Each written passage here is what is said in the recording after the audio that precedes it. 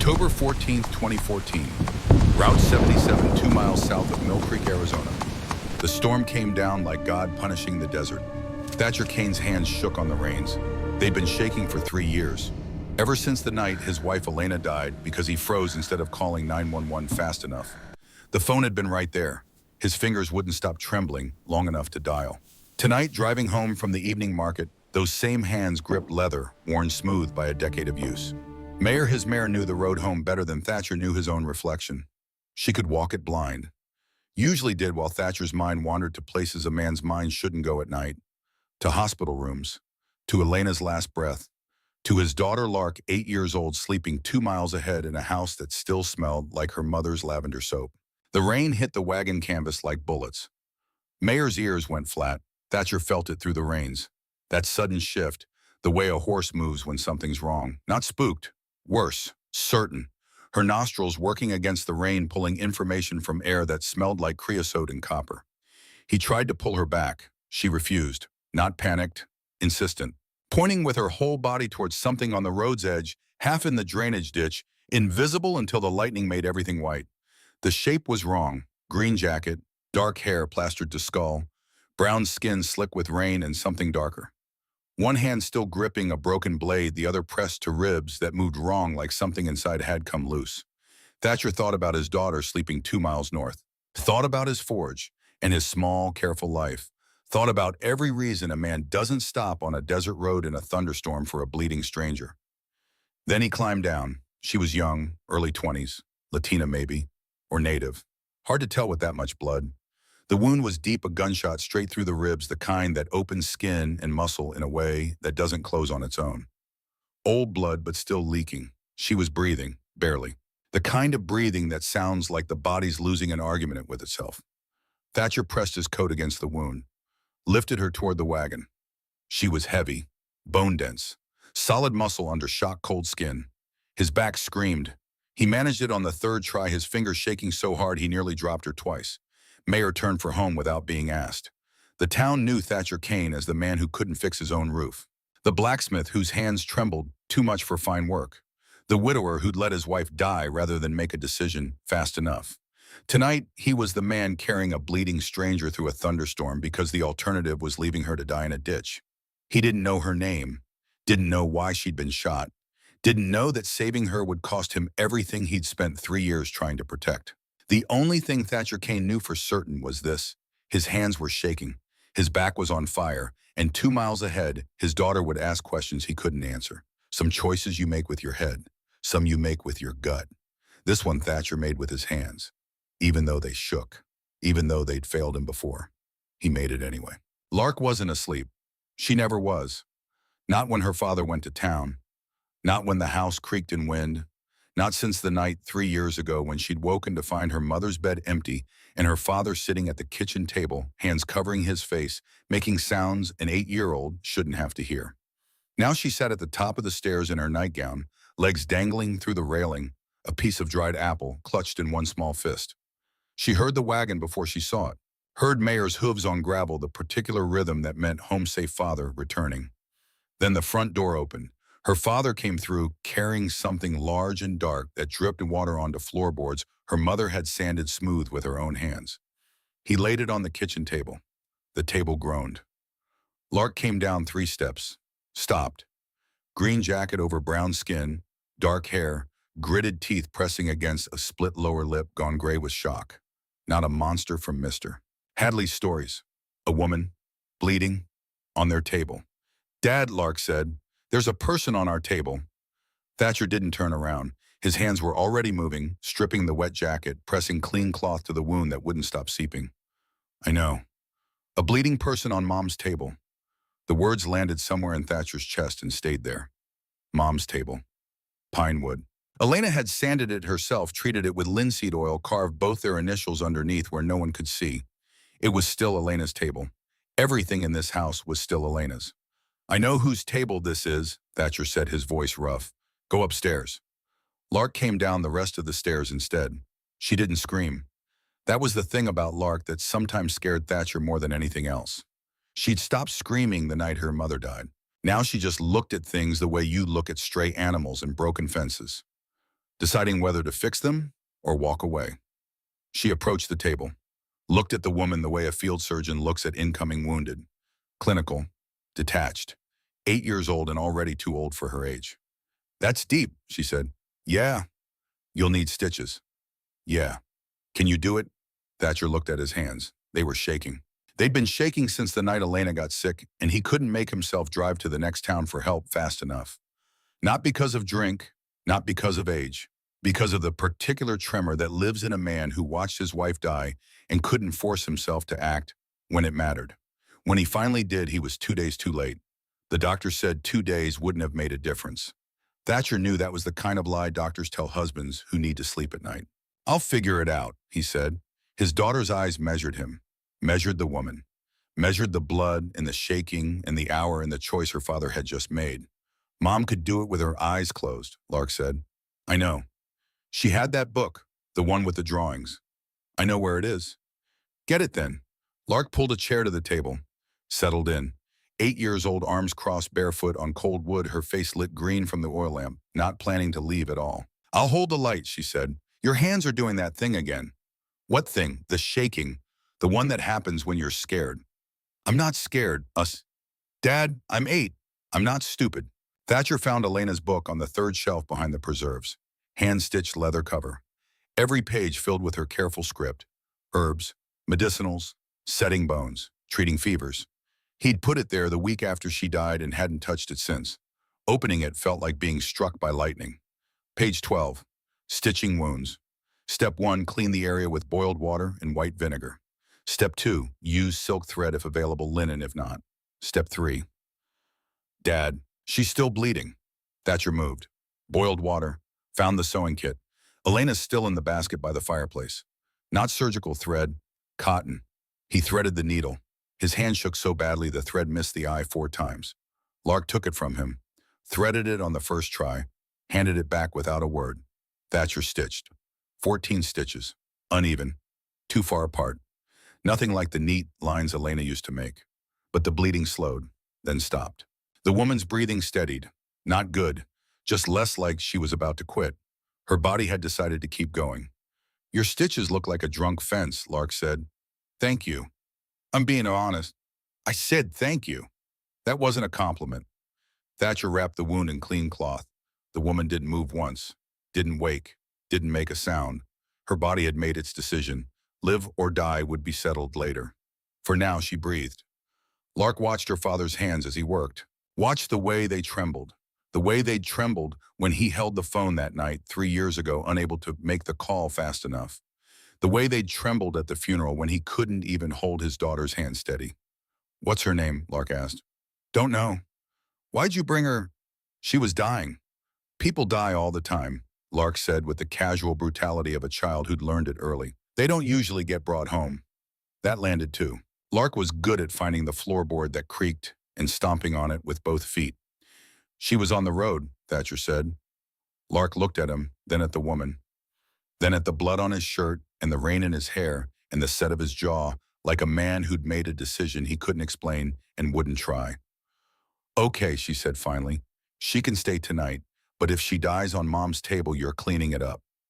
She went upstairs. Thatcher stood alone in his kitchen with an unconscious stranger and thought, my 8-year-old daughter just gave me permission. He wasn't sure what that said about him or about her.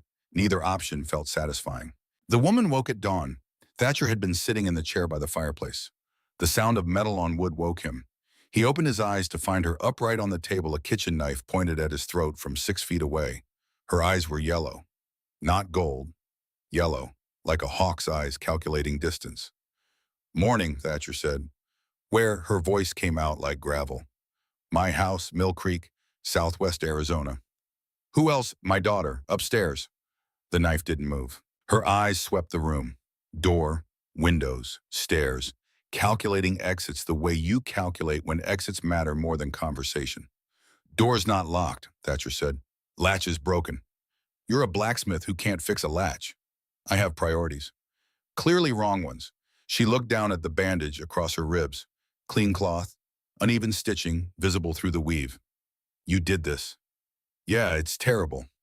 "You were bleeding hard. I had cotton thread and a sewing needle."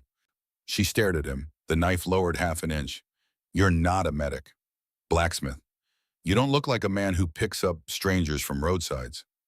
How's that man look? Braver than you. She was looking at his hands now, the way they rested on the chair arms, the fine tremor that never quite stopped. You're shaking, she said. You are too. She tried to stand. Her knees betrayed her. She caught the table edge. The knife clattered to the floor, her jaw set tight. Not pain. Insult? I'm leaving. You can't walk. I'll manage. In which direction? Blood was seeping through the stitches again. Thatcher pointed at the table. Sit, eat, then leave. But you're reopening my work right now, and I don't want to do it again. I don't owe you anything. Didn't say you did. Humans always think they're owed. This human thinks it's too early to mop blood off his floor. She sat, the chair groaned under her weight. Denser bone, heavier frame. The kind of solid that comes from genetics Thatcher didn't understand and didn't need to. Dessa, she said. What? My name, Soyam. Thatcher. Footsteps on the stairs. Lark appeared in the doorway, fully dressed, hair uncombed, eyes fixed on the woman who was now sitting upright and talking. She's alive, Lark said. Apparently, Thatcher replied. Does she bite? Dessa looked at the 8-year-old child with the kind of assessment usually reserved for worthy opponents. Do you sometimes, Lark said, when people deserve it? We have something in common. Lark sat on the bottom stair, stared at Dessa with the focus that made grown men uncomfortable. Dessa stared back. Neither blinked. Your teeth stick out, Lark said. Your ears are funny. Everyone's ears look like this. Everyone you know, Dessa said. You should travel more. Lark considered this. You're not what I expected. What did you expect? Bigger, meaner, more, I don't know, scary. Sorry to disappoint. You talk like a person. Astonishing observation. I mean like someone who reads books, not like the people in Mr. Hadley's stories about, strangers. Mr. Hadley's never met a real stranger. I'd bet money on it. Thatcher watched this exchange from his chair, too tired to intervene, too fascinated to want to. His daughter, the girl who'd barely spoken to neighbor kids in 3 years, the girl who communicated primarily through sarcasm and silence, having a real conversation with a woman she'd met 40 seconds ago, a woman who'd woken up with a knife in her hand and murder in her eyes, now discussing literature and dental structure like they were at a book club. You hungry? Lark asked. I could eat a horse. We only have one horse and she's not available. But there's bread. Bread works. Lark went to the pantry, came back with half a loaf and a jar of preserved plums, set them on the table next to Dessa. The woman tore into the bread one-handed, the other hand staying on her wound. She ate without ceremony. Fast, efficient, the eating of someone who'd learned that meals can be interrupted. When'd you last eat? Thatcher asked. Dessa thought about it. 2 days, maybe 3. I was busy staying alive. Meals seemed secondary. Lark settled on her stare. Dad barely eats either. Is that so? Forgets, I have to remind him. He'd live on black coffee and regret if I let him. Dessa looked at Thatcher. Something moved behind those yellow eyes. Amusement maybe, or recognition. Black coffee and regret, she said. Sounds like a country song. It's not funny. Little bit funny. The first knock came before noon. Thatcher moved Dessa upstairs, to Elena's room.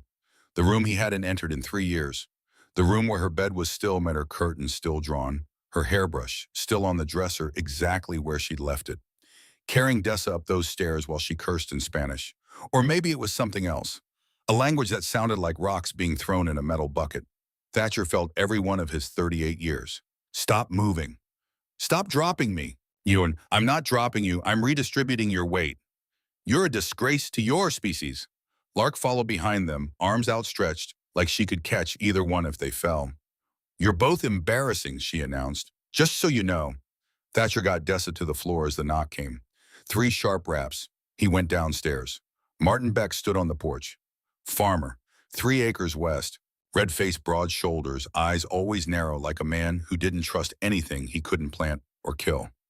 Heard you picked something up last night, Beck said. Small towns, information spreads faster than disease. Heard from who? Tommy Aldrin was riding the quarry road this morning, saw blood in the ditch, saw your wagon tracks. Beck looked past Thatcher into the house. Green blood Thatcher. And people are talking. People always talk. That's what people do. Stranger in your house. Your daughter inside. My daughter's fine. Your daughter's 8. My daughter's 8 and smarter than half this town. She'll be fine. Beck's jaw worked. The troubles took my cousin Thatcher. Took a lot of families. Strangers here. It's not just talk. It's feeling. And feelings turn into things. Is that a warning or a threat? Neighbor's advice. Noted. Beck left. Thatcher closed the door to find Lark on the stairs listening. Mister? Beck doesn't like our guest, she said. Mr. Beck doesn't like anything except corn. He'll probably tell everyone. Then everyone will know. And then what? Thatcher didn't answer. Lark came down another step. You always do this, she said. Do what? Stop, and then never get to the part where you actually do something. She went to the kitchen. Thatcher stood in his hallway thinking about how an 8-year-old could cut deeper than any blade that woman upstairs had been carrying. By noon, 3 more people had driven past the house slow. One of them spat in the yard. Thatcher cleaned it without a word. He was good at that, absorbing things, letting them pass through him, standing in their wake. He went upstairs. Dessa sat in the bed looking at Elena's things. The brush, the dried flowers, the reading glasses on the nightstand. 3 years, she said, not a question. You read dust. This isn't grief, this is a museum. Oh, Thatcher had nothing to say to that because it was mostly true. I'll be healed in a week, Dessa said. Then I'll go. Okay. And stop looking at me like I'm something you need to save. I survived on my own. You just happened to be on the road. So we understand each other perfectly. Dessa looked at him, really looked. The kind of looking that sees past skin and bone to the machinery underneath. Small woman in a dead woman's bed telling a blacksmith who couldn't save his wife that she doesn't need saving, she said. Yeah, we understand each other fine. Thatcher went downstairs. Lark was at the kitchen table with a piece of paper and a charcoal pencil. She'd drawn a chart. Inventory. We have food for 2 people for 6 days, she said, not looking up. 3 people cuts it to 4. When'd you learn math? When somebody had to. Thatcher made oatmeal. Full bowl for Lark. Full bowl for Dessa. Black coffee for himself. Lark watched him not eat with the resigned expression of someone who'd fought this argument before. You skip meals so she can eat, Lark said. I'm fine. That's what you said about the well pump in the east wall. It's enough. Famous last words. He took Dessa's bowl upstairs. She ate in silence. When she finished, she said, You can't afford me. Your daughter's doing inventory at the kitchen table. 8-year-olds shouldn't know how to ration food. Lark's not a regular 8-year-old. No, she's an 8-year-old who had to become one because her father couldn't. Dessa stopped, her yellow eyes fixed on him. Some debts don't have numbers, Thatcher. You can't count them. You just carry them. She didn't ask what he was carrying. She knew. A woman bleeding in a dead woman's bed telling a blacksmith the truth his daughter won't speak. The fever came that night. Not Dessa's fever. Lark's. The kind of autumn fever that sweeps through small towns when the well water changes. Dessa smelled it first. Something's wrong with your daughter. Thatcher took the stairs 3 at a time. Lark was in bed, face flushed, burning hot. Her small hand found his. Dad, my chest hurts. Those words. Elena had said them too. The first day. Everyone ignored it. 3 days later, she couldn't stand. Thatcher's hands started shaking harder than they had in 3 years. His whole body remembered what happened last time. This is where you freeze. This is where you wait too long. Dessa appeared in the doorway, leaning on the frame, hand on her wound, barely standing herself. She'd walked across the hall with a gunshot wound not fully healed because she'd heard an 8-year-old cough. Move aside, she said, I can handle it. You're shaking so hard you can't hold a spoon. Move. Thatcher moved.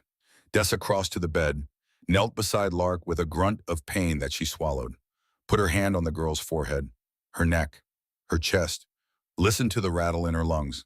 Left side. She looked at Thatcher. Hot water. Book. Your wife's book. Look for lungwort and elderflower. Brown jar. 3rd shelf behind the vinegar. How do you know what's on my shelf? I've spent all day staring at ceilings. I have nothing to do but listen and smell. Your house is an open book. Thatcher ran to the kitchen shelf. Brown jar. Elena's handwriting. Lungwort dried. Autumn harvest. 3 years old. He boiled water. Got everything. Dessa was sitting on Lark's bed, humming a low melody. Strange tune. Not comforting but steady. A rhythm for the body to match its breathing to. Crush the lungwort fine, Dessa said. Mix with elderflower, equal parts. Thatcher did. Pour half the water. Breathe, Dessa said to Lark. Not you, him. She feels your panic. Calm down or leave. Thatcher breathed. The tremor in his fingers lessened. Dessa lifted Lark's head. Drink. Tastes awful, Lark whispered. How awful? Worse than Dad's cooking. That bad. Dessa wrapped Lark's chest with clean cloth. Tight. The practiced wrapping of someone who'd watched a healer work 100 times. You're a healer, Thatcher said. My mother was. I watched. Where's your mother? Dead. The words settled between them. Two people who'd lost the woman who held things together standing on either side of a sick child.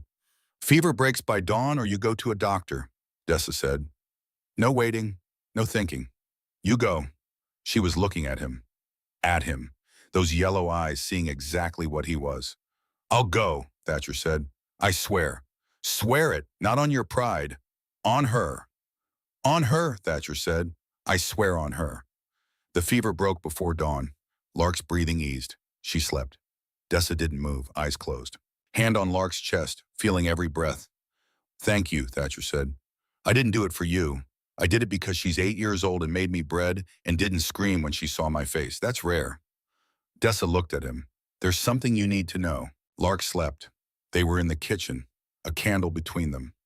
October 15, one day since Thatcher had pulled a bleeding stranger from a ditch. My father is Cormac Rourke, Dessa said. He controls the territory from here to the border. 3 states, more men than you can count. Thatcher's coffee cup stopped halfway to his mouth. Cormac Rourke. Everyone knew the name. The man who controlled smuggling routes, who settled disputes with bullets, whose territory covered 3 states and whose word was law in places the law didn't reach. You're Rourke's daughter. Only daughter, only child. Her voice was dry, matter of fact, delivering information without asking for reaction. He promised me to Vargas. Marriage alliance. 2 territories become 1. Strong enough to control everything from here to the coast. Promised you. Didn't consult me. And you ran. I told him no. He said the territory was bigger than me. I said the territory could go to hell. He didn't find it funny. She touched the wound. Sent 2 enforcers to bring me back. I disagreed. One of them gave me this. I gave her something worse. Thatcher set his coffee down. His hands were shaking. Different now. Not the old shake. Something new. The tremor of a man who just realized the ground under his feet was thinner than he thought. If he finds out you're here. When, Dessa said. Not if, when. Those yellow eyes held his. I wasn't going to tell you. I was going to heal and leave, and it wouldn't matter. But your daughter got sick, and I stayed, and now it matters. Why now? Because your daughter calls me by name. Because she made me a chair out of a box today and sat me at your table. Because I've been in this house 2 days and I already feel more at home than I did in 24 years with my father. Silence. You should know the price of that, Dessa said. Because when he comes, and he will, it won't be a polite request. How long do we have? His scouts will find me eventually. Week, maybe 2, then 4 days for the message to reach him. 6 weeks if we're lucky, maybe less. How many will he bring? 20, 30, however many it takes. The kitchen was very quiet. The fire popped. Somewhere outside, Mayor shifted in the barn. You could leave, Thatcher said. Dessa looked at him. I could, tonight, before anyone. You could. Thatcher answered honestly. Yes. God, yes. Take this danger out of his house and his daughter's life. Let him go back to being invisible, back to being the man who doesn't intervene, who keeps his head down, who lets things happen. Because stopping things required a kind of courage he'd already proven he lacked. But Dessa had said it that first morning. Some debts don't have numbers. And this debt, this woman, this house, this daughter who was watching from the stairs wasn't a debt he could count or discard. It was the weight his back was starting to get used to carrying. No, he said, the word surprised him as much as it surprised her. A word of courage from a man whose hands wouldn't stop shaking. Dessa looked at him. Really looked. Something moved behind her eyes. 2 days, she said. Your daughter hit a fence post.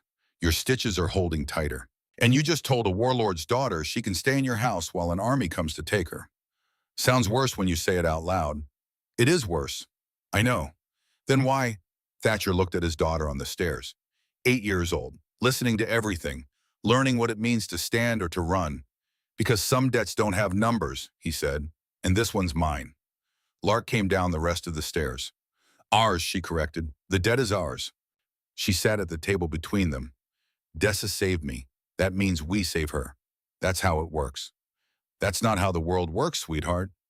Then the world's wrong and we're going to fix it. 8 years old, barefoot, defiant. Thatcher looked at Dessa. Dessa looked back. Neither of them said what they were both thinking, that this 8-year-old had more courage than both of them combined, that she was going to get them all killed, that they were going to let her try anyway.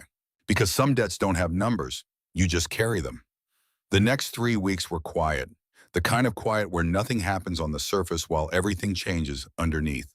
Dessa healed. The stitches held. The wound closed clean. By the end of week 1, she could walk without pain. By week 2, she could move normally.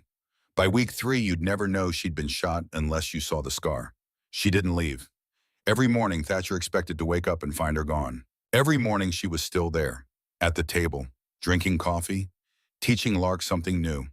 How to track animals in dust, how to read weather in clouds, how to throw a knife so it sticks.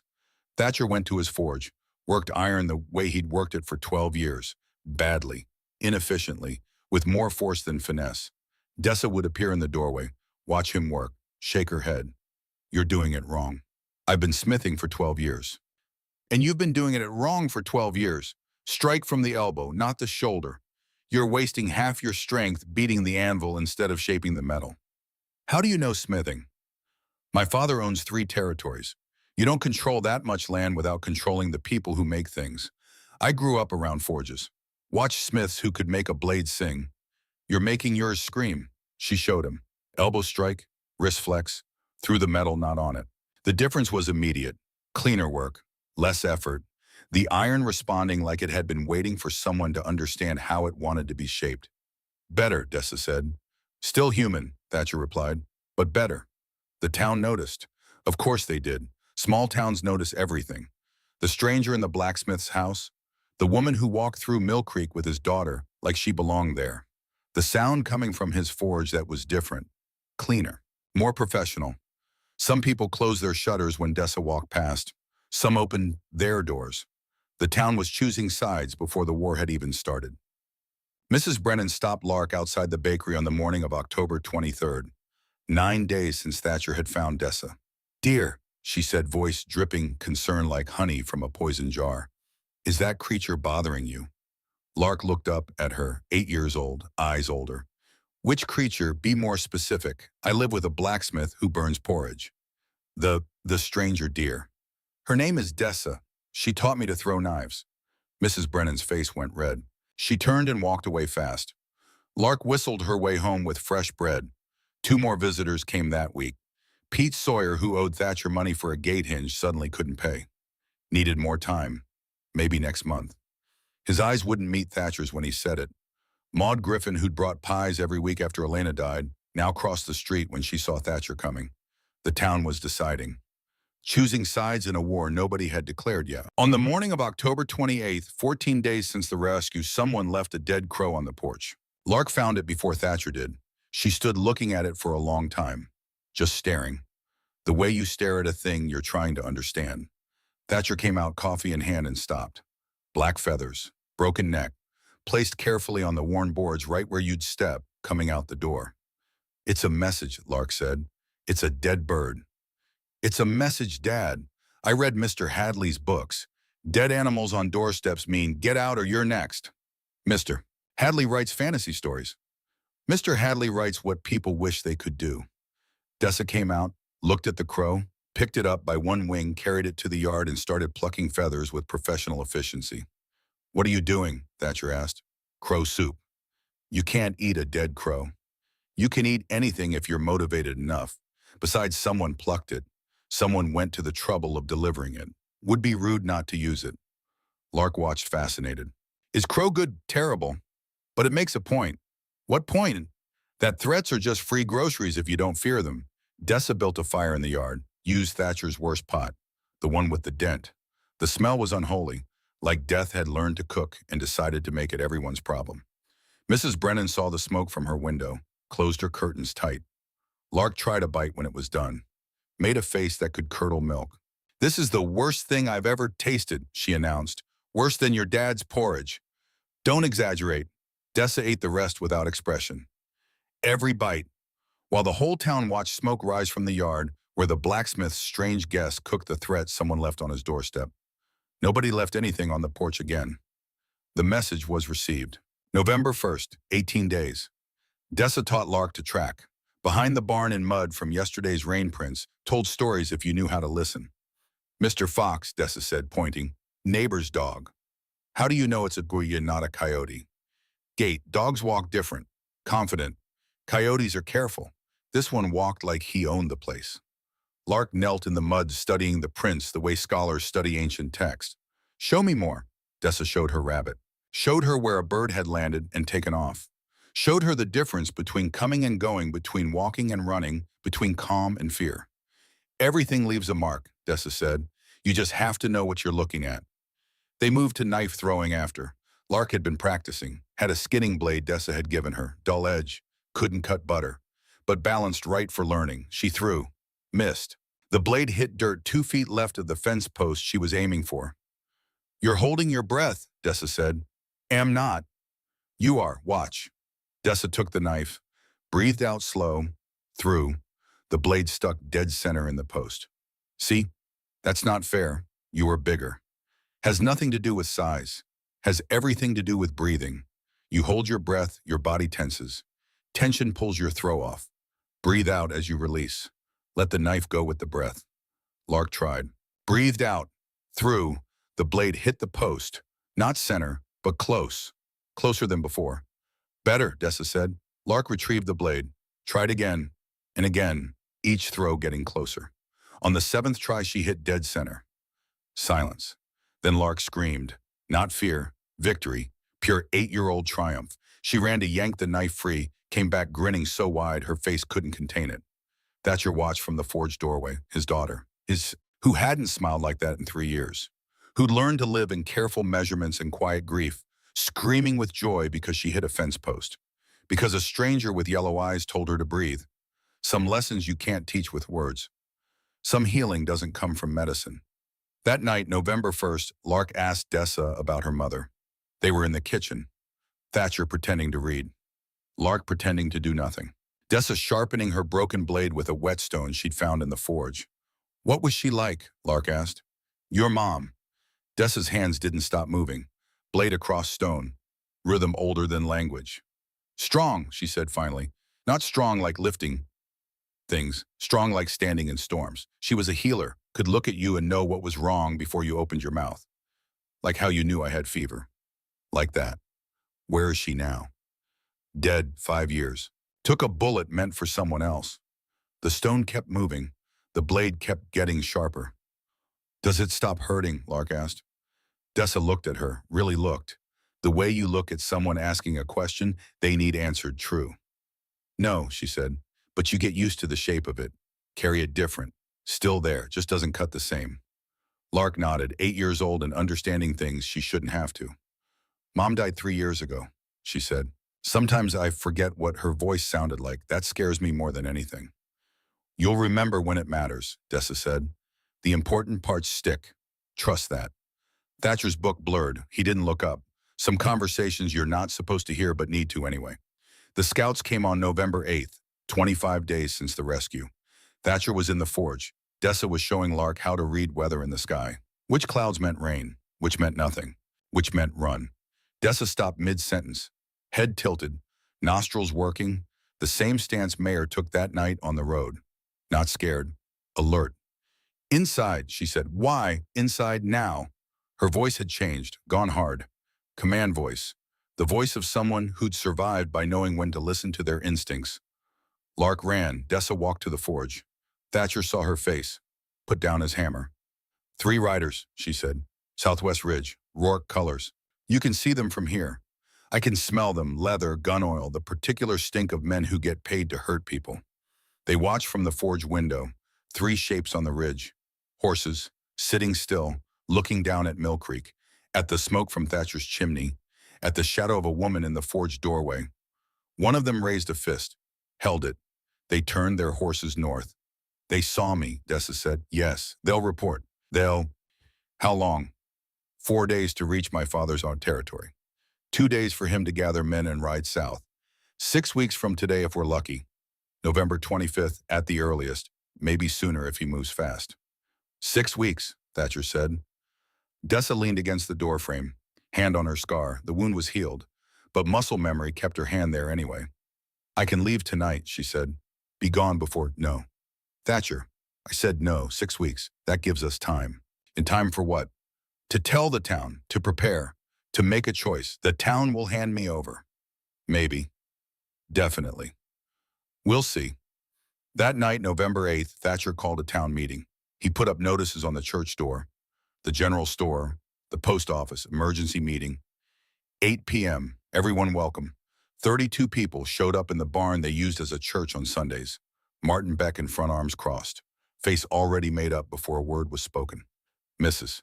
Brennan by the door knitting furiously, needles clicking like insect mandibles. Eleanor Hayes in the back, 81 years old, widow, mostly deaf, but she came. Thatcher stood at the front, his hands shook. He put them in his pockets. The woman staying in my house is named Dessa Roark, he said. Her father is Cormac Roark. He controls territory from here to the border. In 6 weeks, he'll arrive with his men to take her back. Silence. Then Beck stood. You brought a warlord's daughter to this town. I brought a wounded woman to my house. Same thing. Not the same thing. Beck looked around, making sure everyone saw his outrage, performing fury for an audience. The man who can't fix his own roof is going to stand against Cormac Roark. He laughed. Others laughed with him. Not good enough, Thatcher. She's a person, Martin. She's a criminal's daughter. Those aren't two different things. They're completely different things. My cousin died because of people like her. People who think laws don't apply, who take what they want and call it business. He bled out in a ditch because he got between Rourke's men and a shipment they wanted. Beck's voice cracked. So don't stand there and tell me what's a person and what's not. Thatcher had no answer for that. He never had answers. Elena had answers. Would have known exactly what to say, how to make people see. Lark had answers. 8 years old and sharper than most adults. Thatcher just had silence and shaking hands. Then a voice from the back, old, creaky, but clear enough. What did she do? Everyone turned. Eleanor Hayes. So quiet, most people forgot she was there. The girl, Eleanor said. What did she do to anyone here? Silence. She fixed his forge equipment, taught him smithing better than he learned in 12 years. Cooked a crow someone left on his porch to scare them. Lark appeared in the doorway, uninvited, unannounced. And she saved me when I had fever, Lark said. Used medicine nobody else here knew, sat with me all night. Didn't have to. Did it anyway. Lark, Thatcher said. Go home. No. She walked forward, stood next to her father, 8 years old, barefoot, jaw set like iron. Eleanor stood, her knees cracked loud enough to hear in the back row. A warlord is coming, whether we hand her over or not, she said. If we hand her over, we're the kind of people who trade a person for safety, who do what's easy instead of what's right. And if we don't, Beck demanded, we'll be dead. Maybe, Eleanor said, but my husband died in the border wars. I spent 30 years hating people I never met. Didn't bring him back, just made me old and bitter. She looked around the barn, met eyes, held them. I'm done being bitter, she said. It's not interesting anymore. Nobody voted, people just left. Some went out the front, some out the back. The direction they chose told you everything. The next 4 weeks split the town down the middle. Half the houses closed their shutters when Thatcher walked past. Half opened their doors. Mrs. Aldrin brought fresh herbs. Didn't say a word. Just left them on the porch and walked away. Tommy Aldrin stacked firewood by Thatcher's forge. Worked in silence. Left before Thatcher could thank him. Pete Sawyer came back on November 15th. Can't fight, he said. Bad leg from a car accident. But I can stand on your porch when they come. That doesn't make sense, Pete. Don't care. I'll be here anyway. Dessa spent those weeks in the forge with Thatcher, teaching him what she'd learned watching her father's smiths. Techniques passed down through generations. Ways of working metal that made it sing instead of scream. Strike from the elbow, not the shoulder, she said for the 100th time. Flex your wrist at the peak. Through the metal, not on it. Let the hammer fall through the work. Thatcher tried. The difference was immediate. Cleaner strike. Less wasted effort. The iron responding like it had been waiting for someone to hit it right. Better, Dessa said. Still human, Thatcher replied, but better. On November 20th, 5 days before the deadline, Thatcher made a gate hinge that was actually beautiful. He set it on the anvil and stared at it. Dessa looked over his shoulder. It's a hinge, she said. You're looking at it like it's your firstborn. It's the first thing I've made that doesn't look like I made it angry. 12 years and you're just now figuring that out. I had bad teachers. You had no teachers. There's a difference. She picked up the hinge, turned it in her hands, tested the weight, the balance, the way the pin moved in the barrel. Your wife would be proud, she said quietly. Elena didn't care about hinges. She cared about you doing things right. This is right. Dessa set it back on the anvil. Some debts don't have numbers, Thatcher. You can't count them. You just carry them until your back gets used to the shape. Is that what we're doing, getting used to the shape? Maybe, or maybe we're learning that the weight gets lighter when more than one person carries it. That night, November 20th, Dessa told him about her mother. They were sitting on the porch, Lark asleep inside, the desert cooling after another furnace day. 5 days left until Cormac's deadline. She was a healer, Dessa said. Real one. Not just herbs and bandages. She could look at you and see what was broken. Not just body, soul too. How'd she die? Took a bullet meant for my father. Some dispute over territory. Man came to kill Cormac. Mom stepped between them. Said nobody dies today. Man shot her anyway. Dessa's jaw worked. Dad killed him, then killed his family. Then burned their compound to ash. Said it was justice. Mom would have said it was waste. She didn't take that bullet so he could make more widows. You blame him. I blame both of them. Him for starting wars. Her for thinking she could stop them by standing in the way. Bullets don't care about good intentions. Is that why you ran? I ran because he tried to trade me like a poker chip, but yeah, also that. I'm done standing in front of bullets meant for someone else. They sat in silence. Crickets, distant coyote, the particular quiet of desert nights. Your wife, Dessa said. Elena, how'd she die? Thatcher's hands started shaking harder. Fever, he said, came on fast. She told me her chest hurt. I said it was probably nothing. Probably just a cold. 3 days later, she couldn't breathe right. I finally called the doctor. He came, but it was too late. Infection in her lungs, needed hospital treatment 2 days earlier. Not your fault. I froze Dessa. She was dying and I froze. Couldn't make the decision. Kept thinking maybe tomorrow she'd be better. Maybe I was overreacting. Maybe. By the time I stopped thinking and started acting, she was gone. And your hands have been shaking since. Yeah. Guilt does that, Dessa said. Makes your body remember. Every time you have to make a decision, your hands remember the last time you got it wrong. How do I make them stop? You don't. You just make decisions anyway. Do it enough times, maybe they learn a new memory. She stood. 5 days left, she said. Your hands are going to shake. You're going to want to freeze. Going to want to think instead of act. Don't. Whatever happens, don't freeze. And if I do, then we'll both find out what it's like to live with more regret. She went inside. Thatcher sat alone on his porch. Tomorrow was November 21st. 4 days until Cormac Rourke arrived with over 20 armed men. A town divided, a daughter watching to see what kind of man her father would be, and hands that wouldn't stop shaking. He looked at them in the starlight, trembling like leaves. Some debts don't have numbers, he said to the night. You just carry them. His hands kept shaking, but morning was coming anyway. And with it, the reckoning, November 25th, 2014. Dawn came cold and clear. 42 days since Thatcher Kane pulled a bleeding stranger from a ditch on Route 77. 6 weeks to the day. Thatcher was already awake, hadn't really slept, just laid in bed listening to the house settle, to Lark's breathing in the next room, to Dessa moving around upstairs like a caged animal that knew the cage door was about to open. He made coffee, burned it, made it again. Lark came down dressed for war, which for an 8-year-old meant jeans boots and a flannel shirt 3 sizes too big that used to be her mother's. Today, she asked, today. You scared, terrified. Good. Mom always said the brave ones are the ones who are scared and do it anyway. Your mom was smarter than me.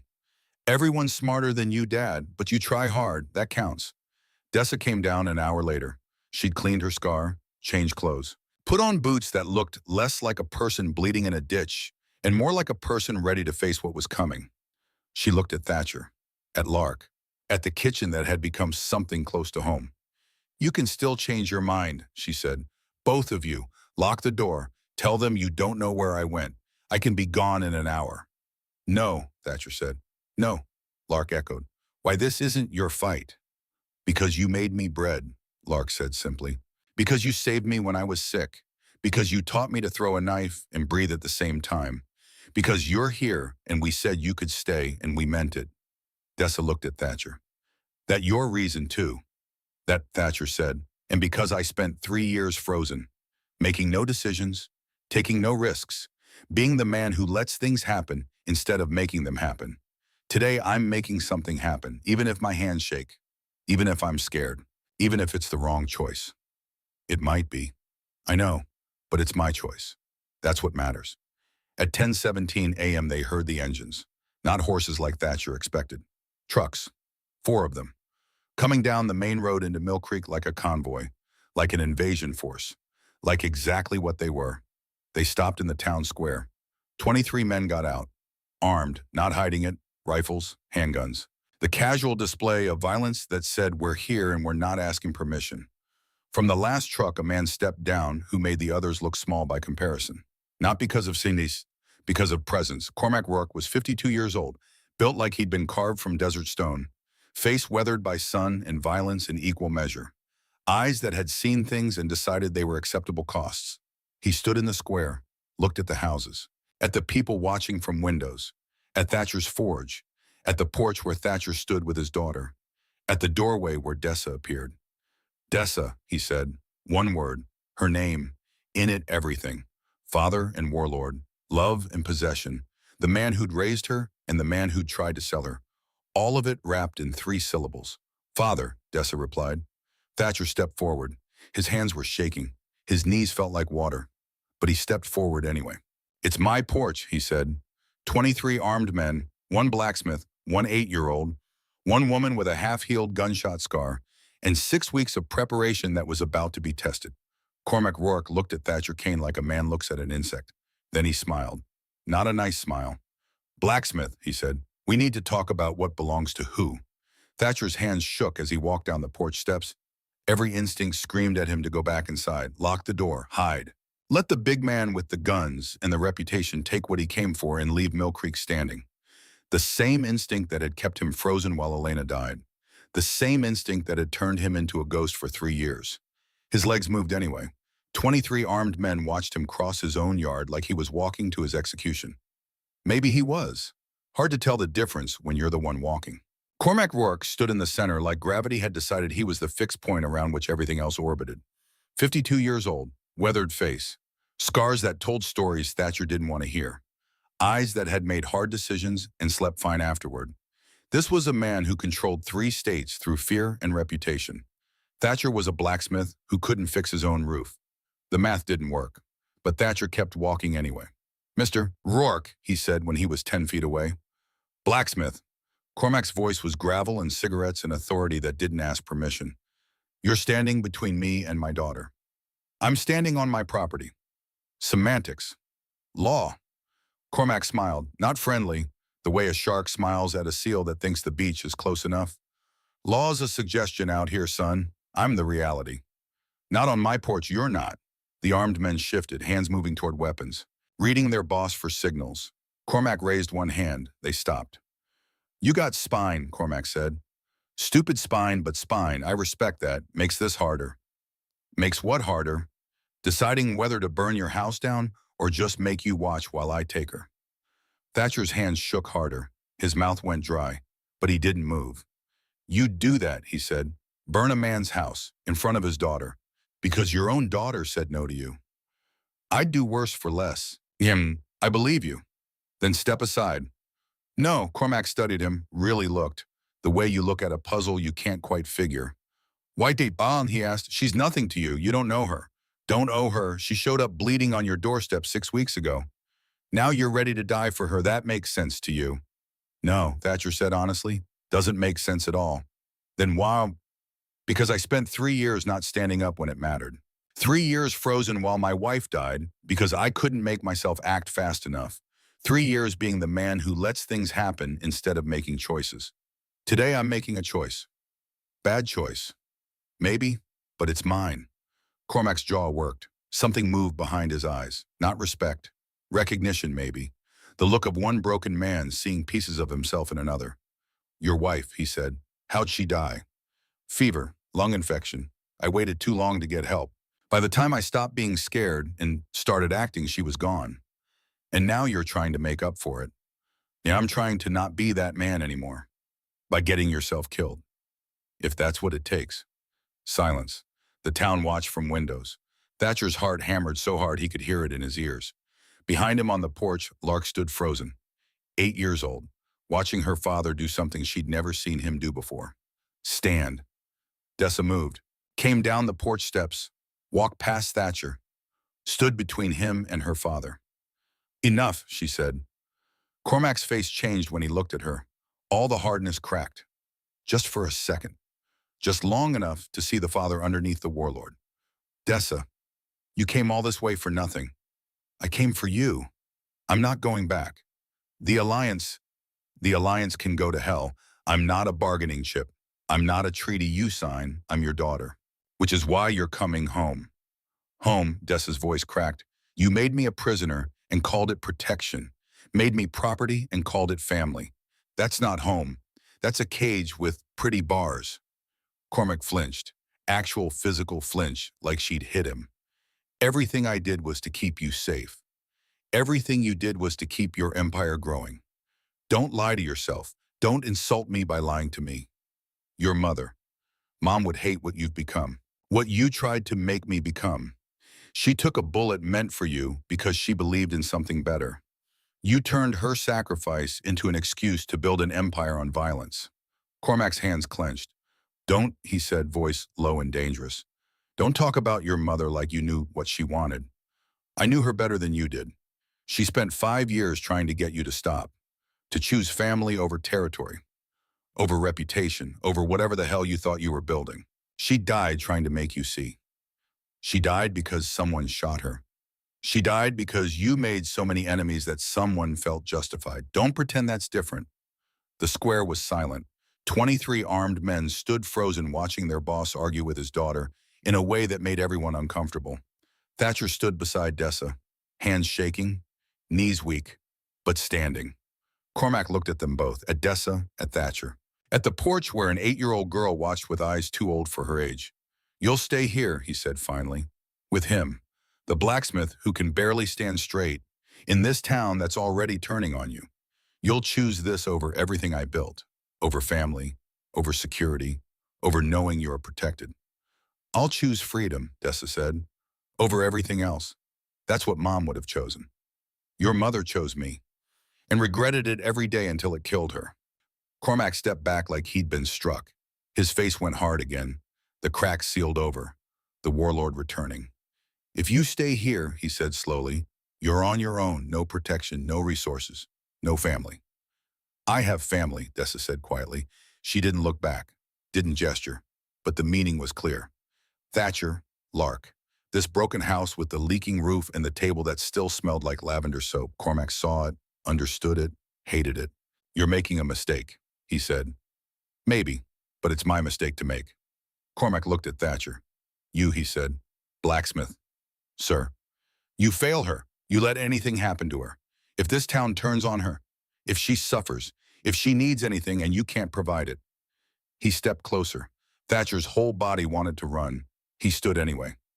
I come back, Cormac finished, and I don't stop at your porch. I don't ask nicely. I don't give second chances. Understood. Yes, sir.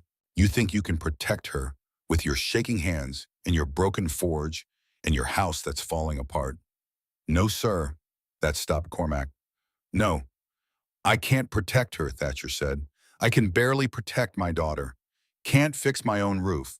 Can't stop my hands from shaking. But I can give her a choice. Can give her a place where she's not property, where she's not a bargaining chip, where she's just Dessa. That's not enough. Maybe not, but it's what I have. Cormac stared at him for a long moment. Then incredibly he laughed. Not a happy laugh, the laugh of a man who's seen the joke and it's on him. My daughter, he said, runs away from everything I built, everything I can offer, security, power. protection, and chooses a blacksmith with shaking hands in a house that's falling apart. He looked at Dessa. Your mother would have loved this, he said quietly, would have said I deserved it. That I earned it by trying to control instead of trust, by trying to protect instead of letting go. She would have, Dessa agreed. She was always smarter than me, in every way that mattered. Cormac's shoulders sagged, just slightly, just enough to see the 52 years and the weight of every decision he'd made to get here. You're staying, he said. Not a question anymore.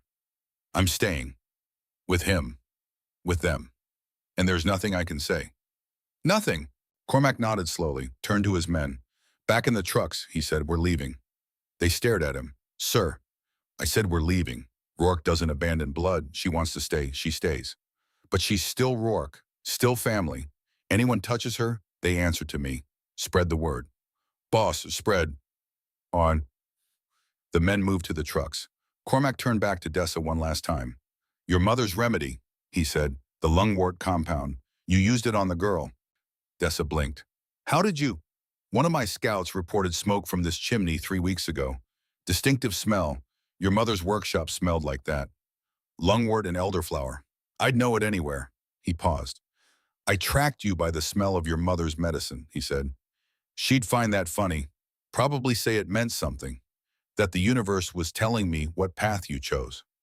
What would she say it meant? That I should let you go. That I should trust you to make your own choices. That love means letting people choose their own path even when it scares you. His voice cracked on the last word. She was always braver than me, he finished. Dad, no. He held up a hand. I don't get to be dad anymore. I lost that right when I tried to trade you for territory.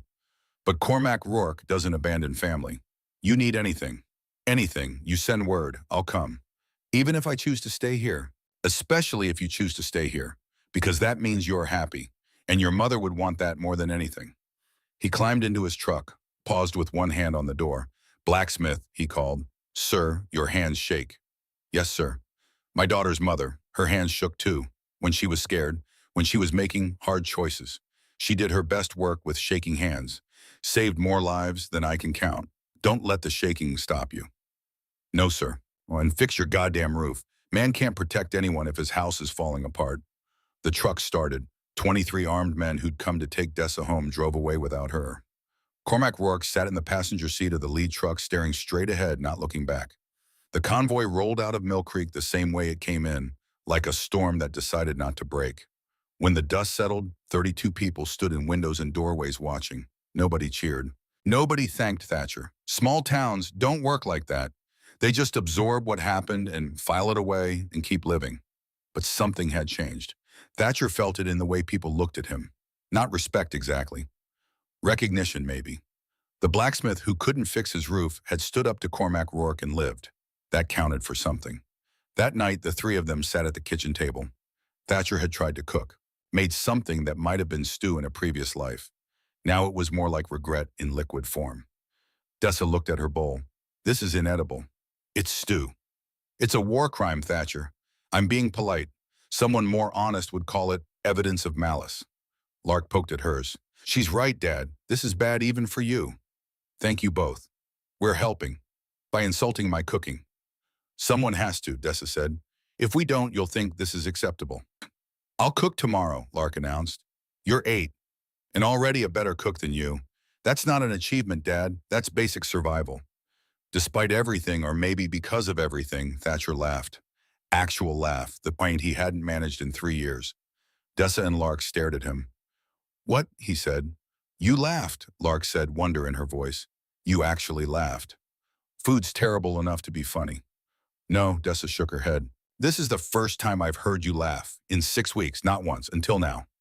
Thatcher realized she was right. 3 years of grief and guilt and frozen silence. 6 weeks with a stranger who became family.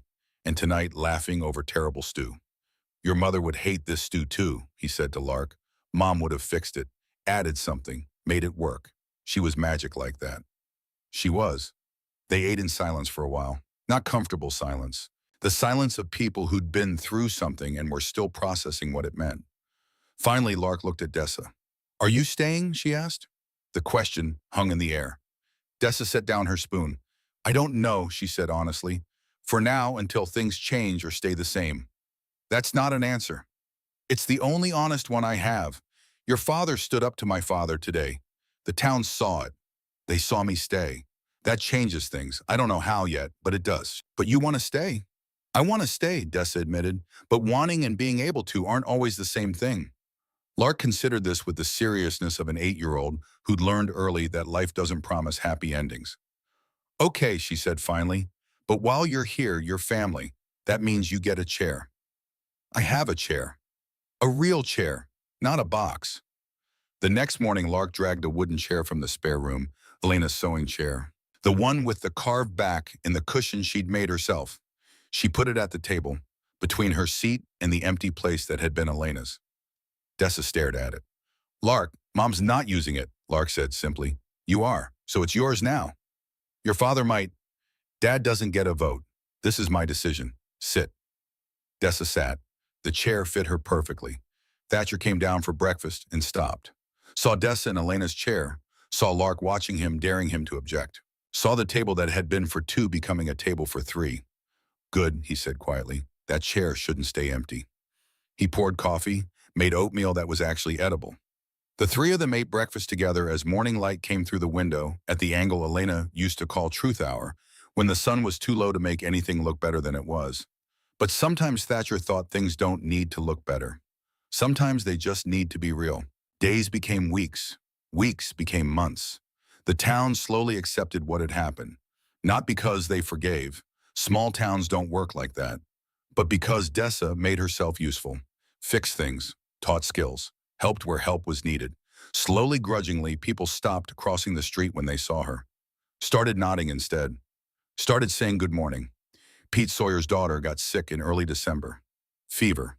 Bad one. Dessa showed up at his door with lungwort and elderflower. Saved the girl. Pete never mentioned the money he owed Thatcher again. Paid it back in labor instead. Fixed the roof, patched the walls, made the house solid. Eleanor Hayes fell in her kitchen one winter morning. Dessa found her, carried her home, set her broken wrist using techniques her mother had taught her. Eleanor lived another 3 years after that. Told everyone who'd listen that Dessa Rourke had gentler hands than any doctor she'd ever met. Lark grew, learned knife throwing until she could hit a fence post at 20 yards. Learned tracking, learned reading weather, learned all the things Dessa knew. Learned also that family isn't always the people you were born to. Sometimes it's the people who choose you, and sometimes you choose them back. 10 years later, November 25th, 2024. Thatcher Kane was 48 years old. His hands still shook. Probably always would. But he'd learned what Dessa told him that first week. Shaking hands can still do good work. You just do it anyway.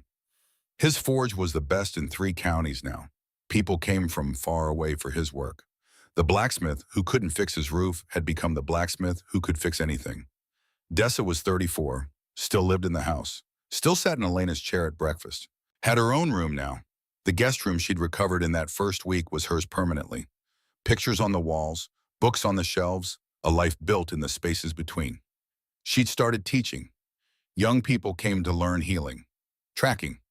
The old skills people thought they didn't need until they did. She taught them all. Passed on what her mother taught her. Made sure the knowledge didn't die. Lark was 18, about to leave for college, pre-med, going to become a doctor. Going to save lives the way Dessa had saved hers. The night before she left, they sat at the table. The 3 of them. The table that had been Elena's. That belonged to all of them now. I named something today, Lark said. Named what? Thatcher asked. The knife, the first one Dessa gave me, the skinning blade with the dull edge, the one I learned with. I named it. What did you call it? Elena. Silence. Thatcher's coffee cup stopped halfway to his mouth. Dessa's hands stilled.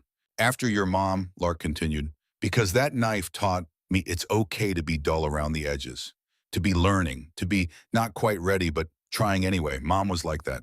Always learning, always trying, always telling you it was okay to not be perfect. Her eyes met her father's. And because the knife I learned with should have Mom's name. Seemed right. Thatcher's eyes burned. She'd love that, he said, voice rough. She'd absolutely love that. I know. Dessa looked at Lark, at Thatcher, at the kitchen that had become something neither of them expected that night 10 years ago when a bleeding stranger appeared on their doorstep. You're a strange kid, she said. I learned from strange people, Lark replied. I've been here 10 years, Dessa said, like she was just realizing it. 10 years. Started as one night, became 6 weeks, became this. You complaining? Thatcher asked. No, opposite of complaining, whatever that is. Grateful, Lark supplied. That's the word. They sat in comfortable silence. Outside, the desert cooled. Stars came out, the same stars that had watched Thatcher pull a bleeding stranger from a ditch 10 years ago. Dad, Lark said. Yeah, your hands are shaking. I know. That's okay. You know that, right? The shaking doesn't mean you're broken, just means you're human. Mom used to say that. Said the bravest people are the ones who do things even when they're shaking. Your mom was smarter than all of us. Obviously, Dessa stood, started clearing dishes. I'll wash, she said. You two sit, talk. Father-daughter moment before she leaves tomorrow. She went to the sink, started washing while humming something low, a tune that smelled like pine smoke and cold mountain air, the song her mother used to sing. Thatcher watched her. This woman who'd shown up bleeding and broken, who'd stayed when she could have run, who'd become family without anyone quite noticing when it happened. Some debts don't have numbers, he said quietly. Dessa turned. What? Something you said that first week. Some debts don't have numbers. You just carry them until your back gets used to the shape. I remember. I think my back got used to it. The shape. Doesn't hurt anymore. Feels like it belongs there. Dessa smiled. Real smile. Not the careful one she used with strangers. The one she saved for people who mattered. Yeah, she said. Mine too. That night after Lark went to bed, Thatcher sat on the porch. Same porch where he'd stood facing Cormac Rourke 10 years ago. Dessa came out, sat beside him. They watched the desert in silence. You ever regret it? Thatcher asked. Staying, choosing this instead of everything else. Every day, Dessa said. He looked at her. She smiled. I regret not doing it sooner. Regret spending 24 years in a cage thinking it was protection. Regret not realizing earlier that freedom looks like a broken-down house with a leaking roof and a blacksmith whose hands shake. House doesn't leak anymore. Pete fixed the roof. Still broken down, though. Little bit. I like it broken down. Means there's always something to fix, always something to do, always a reason to stay. They sat in silence. Somewhere in the distance, coyotes called. Mayor answered from the barn with a snort that said she wasn't impressed. Lark leaves tomorrow, Thatcher said. Yep. House is going to be quiet. Yep. Just the two of us. Terrifying thought. Little bit, Dessa laughed. 10 years, she said. You pulled me out of a ditch, sewed me up with cotton thread and shaking hands. Let me stay when anyone sane would have sent me packing. Stood up to my father, gave me a place at your table. You saved my daughter. Taught me how to work metal properly. Cooked crow to make a point. Made Lark smile for the first time in 3 years. We're quite a pair. Broken blacksmith and runaway daughter. Sounds like a country song. Terrible country song. Best kind. Thatcher's hands rested on his knees, shaking, always shaking. Dessa put her hand over his. They're still doing it, she said. Yeah. Still carrying you anyway. Yeah. Good. Means you're still human, still scared. Still doing it anyway, that's all that matters. She stood. Getting late, should sleep. Big day tomorrow. Sending our girl off to save the world. Our girl, Thatcher repeated. Yeah, ours. You raised her. I helped. We both get to claim credit when she's a famous doctor. She went inside. Thatcher sat alone on his porch. His hands shook in the starlight. 10 years ago, they'd shaken while he sewed up a stranger. While he stood up to a warlord. While he chose to stand instead of freeze. They shook now while he realized something that should have been obvious. He wasn't alone anymore. Hadn't been for 10 years. The stranger had stayed. The runaway had found home. The broken pieces had fitted together in ways none of them planned. Some debts don't have numbers, he said to the night. You just carry them. And sometimes if you're lucky, someone helps you carry them. And that weight becomes the way you stand. And the way you stand becomes enough. His hands kept shaking, but he stood anyway, same as he had for 10 years, same as he would for however many more he had left. Inside, Dessa turned off the lights. In her room, Lark packed for college. In the barn, Mayor settled in for the night. The house that had been too empty for 3 years was full again, not with the people Thatcher expected. but with the people he needed, the ones who chose him, the ones he chose back. And in the morning when Lark left for school, they'd stand on that porch together, Thatcher with his shaking hands, Dessa with her yellow eyes and her mother's wisdom, watching their girl drive away to save the world, because that's what families do. They stand together, even when they shake, especially when they shake. The brave ones do it anyway.